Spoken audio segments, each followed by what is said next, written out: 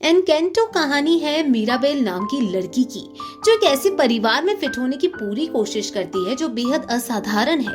उस परिवार के प्राय सभी व्यक्ति के पास जादुई शक्तियां हैं। फिल्म फ्लैशबैक से शुरू होती है जब मीराबेल की नानी उसे अपने जीवन की कहानी सुना रही होती है। मीराबेल के नाना पेड्रो और उसकी नानी अल्मा मेड्रिगल कोलंबिया के गाँव में अपने बच्चों के साथ हंसी खुशी रह रहे थे। एक रात अचानक गाँव पर कुछ बदमाशों ने हमला कर दिया, जिसमें मीराबेल की नाना मारे गए।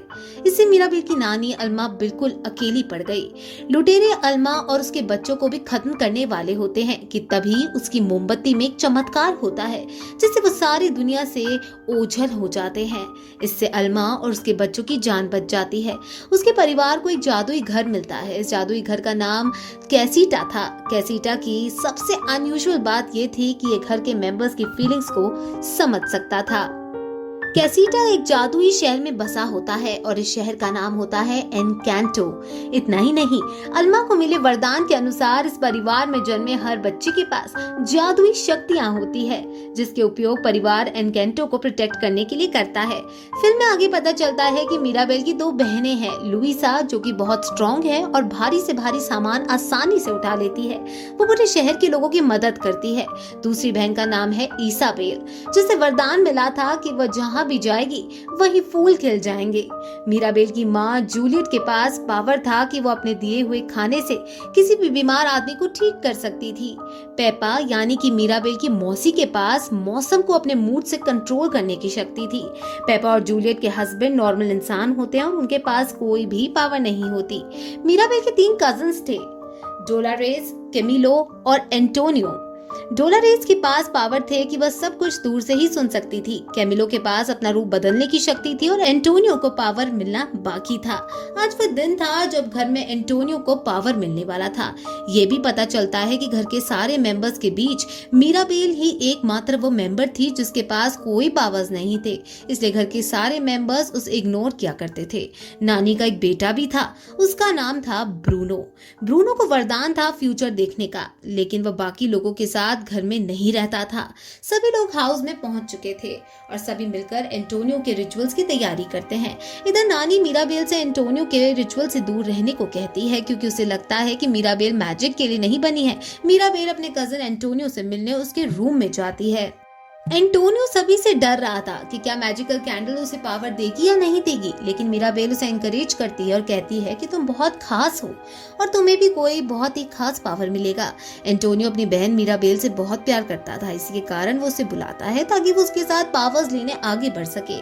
नानी के न चाहते हुए भी मीराबेल अपने भाई के साथ आगे बढ़ती है। तभी मीराबेल को अपना बचपन याद आता है और पता लगता है कि जब उसे मैजिकल पावर मिलने वाला था और वो पावर लेने के लिए दरवाजे के पास गई थी, तो डोर नॉक को छूते ही वो डोर गायब हो गया था। तब से नानी उसे अपशगुन मानती थी। इधर एंटोनियो को जानवरों से बात करने का वरदान मिलता है, क्योंकि उसे जानवर बहुत पसंद थे। फिर सब सेलिब्रेशन में बिजी हो जाते हैं और खुशी खुशी फैमिली फोटो क्लिक करवाते हैं, लेकिन कोई भी मीराबेल को अपने पास नहीं बुलाता। उस रात मीराबेल को अचानक घर के चारों ओर दरारें दिखाई पड़ती हैं और मैजिकल कैंडल के ऊपर भी खतरा दिखाई देता है। वो तेजी से भागती है और नानी के साथ पूरी फैमिली को बताती है कि घर की दीवारों में क्रैक्स आ रही है। लेकिन जब घर के सारे मेंबर्स वहां पहुंचते हैं तो सब कुछ नॉर्मल हो जाता है, जिससे परिवार को उस पर और संदेह होता है। नानी भी उस पर बहुत गुस्सा होती है, लेकिन मीराबेल अपने परिवार की रक्षा करने की ठान लेती है। अगले दिन मीराबेल इस बारे में डोलोरेस से बात करती है, जो उसे लुइसा से बात करने का सुझाव देती है। बातचीत में लुइसा कबूल करती है कि वह परिवार की ओर से काफी प्रेशराइज फील करती है और बताती कि जब मीराबेल ने घर में दरारें देखी तब वो कमजोर महसूस कर रही थी। लुइसा ने सुझाव दिया कि मीराबेल ब्रूनो के पुराने कमरे में जाकर चेक करें, क्योंकि घर छोड़ने से पहले उन्होंने कसीटो को तबाह होता देखा था। ब्रूनो के रूम में घुसने पर मीराबेल एक विशाल रेत से भरी गुफा देखती है। गुफा के ऊपर एक सीक्रेट डोर होता है। किसी तरह वो उसे तहखाने तक पहुंचती है। वहां उसे पता चलता है कि बहुत सारे क्रिस्टल्स पड़े हैं। क्रिस्टल्स देखकर वह रूम के बाहर आ जाती है। अंकल फिलिप से मीराबेल को पता चलता है कि ब्रूनो को नानी इसलिए नापसंद करती थी क्योंकि वो हमेशा विजन में कुछ बुरा होता देखता था। क्रिस्टल्स की सहायता से मीराबेल एक विजन देखती है और उसे महसूस होता है कि घर के टूटने का कारण वो ही थी। वो अपने डैड से घर के टूटने पर और अपने विजन के बारे में बात करती है। उनकी ये बातें डोलोरेस सुन लेती है। इधर उसी शाम इसाबेल की एंगेजमेंट मारियानो नामक एक लड़के से होने वाली थी। डिनर पर डोलोरेस मिराबेल का राज सबको बता देती है। घर में एक बार फिर दरार पड़ने लगती है और सभी की शक्तियां लड़खड़ाने लगती है, जिससे इसाबेल का रिश्ता टूट जाता है। रिश्ता टूटने के लिए इसाबेल और परिवार मिराबेल को दोषी ठहराते हैं। हालांकि मिराबेल सबसे कहती है कि जो कुछ भी हुआ उसका उससे कोई लेना देना नहीं था। उस रात मिराबेल की नजर कुछ चूहों पर पड़ती है जो क्रिस्टल्स उठाकर ले जा रहे थे। चूहे दीवार पर टंगी एक पेंटिंग के पीछे चले जाते हैं। चूहों का पीछे करने पर मिराबेल को पता चलता है कि वहाँ ब्रूनो छिपा था। दरअसल ब्रूनो ने कभी भी अपना घर नहीं छोड़ा था। वो दीवारों के भीतर छिप गया था क्योंकि उसे अपने परिवार की चिंता थी और वो उनके पास ही रहना चाहता था। मिराबेल ब्रूनो से क्रिस्टल्स के बारे में पूछती है। ब्रूनो से बताता है कि उसकी भविष्यवाणी के 2 रूप हैं, एक जहां वो कसीटा को बचा सकती है और दूसरा जहां कसीटा की तबाही की जिम्मेदार वही होगी। मिराबेल ब्रूनो को एक बार फिर भविष्य में देखने के लिए मना करती है। ब्रूनो उससे कहता है कि इसके लिए उसे एक बड़े रूम की जरूरत होगी। जब एंटीनी उन्हें उपयोग करने के लिए अपना कमरा देता है क्योंकि चूहों ने उसे अब तक सब कुछ बता दिया था। ब्रूनो अपना स्पेल शुरू करता है। विजन में ये देखता है कि मिराबेल की वजह से कसीटा तबाह हो जाएगा। स्पेल के दौरान मिराबेल एक तितली को नोटिस करती है और तभी कैंडल की रोशनी बढ़ने लगती है। वहाँ वो लोग देखते हैं कि मिराबेल इसाबेल को गले लगा रही है।